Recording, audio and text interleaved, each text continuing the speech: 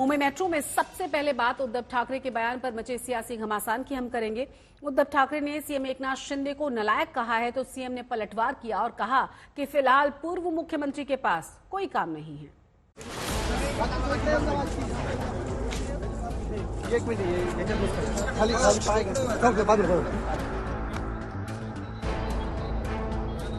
असा माणूस देश राज्याचा कारभार करायला नालायक है। इन सब किसानों को 50,000 रुपए हेक्टर से नुकसान भरपाई मिलना चाहिए, मांग शिवसेना ने रखी है।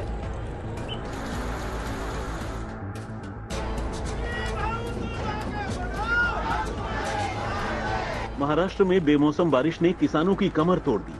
अच्छी खासी फसल बर्बाद हो गई और फिर सियासत तेज हो गई। एक तरफ उद्धव ठाकरे की पार्टी के नेता खेतों में चक्कर लगाने लगे तो दूसरी ओर उद्धव ठाकरे ने मुख्यमंत्री पर विवादित टिप्पणी कर दी।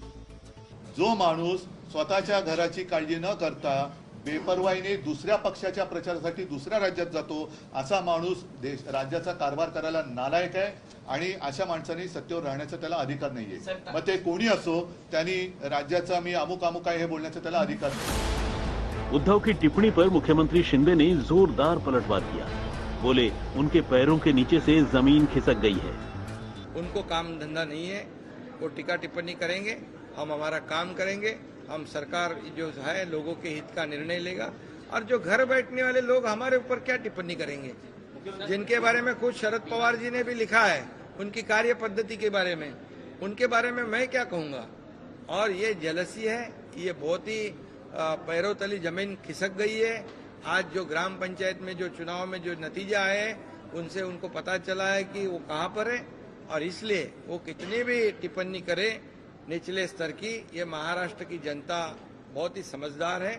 बेमौसम बारिश और ओलावृष्टि के कारण जो किसानों का नुकसान हुआ है, इस मुद्दे पर ऑपोजिशन लगातार सरकार को घेर रहा है।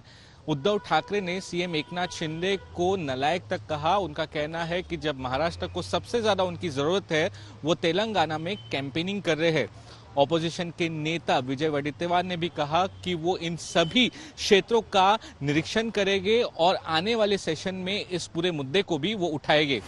सीएम शिंदे पर उद्धव की टिप्पणी को लेकर बवाल बढ़ता गया। शिवसेना के दोनों गुटों ने तलवार खींच ली। नालायक बोला तो उसमें गलत क्या है? नालायक तो है, नालायक को नालायक ही कहेंगे ना।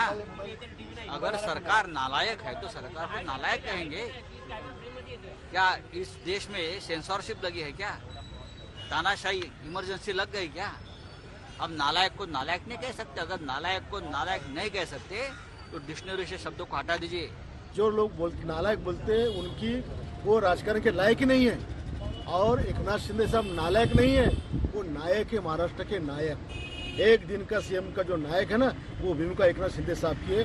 इसलिए उनके ऊपर कीचड़ उछालने वाले जो है, उन्होंने अपने खुद के गिरमाए पे झाँक कर देखना कि 2.5 साल जब मुख्यमंत्री पद पर आप थे और महाराष्ट्र तड़प रहा था, मर रहा था, तब आप कभी घर के बाहर निकले। उद्धव और शिंदे दोनों गुटों के संजय ने अपने अपने नेताओं को नायक बताया तो एक और संजय सामने आया। शिंदे गुट के संजय सिरसाट ने उद्धव ठाकरे पर राजद्रोह का मुकदमा चलाने की मांग कर डाली।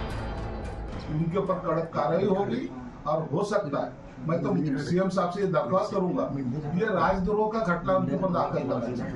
ये जेल में से छूटे ही ना, इसका बंदोबस्त सरकार ने करना चाहिए, ऐसी मेरी मांग है। जुबानी लड़ाई शुरू हुई थी किसानों की हालत को लेकर। विपक्ष बारिश और सूखे से बेहाल किसानों के लिए मुआवजे की मांग कर रहा है तो सरकार किसानों को हर मुमकिन मदद का भरोसा दे रही है।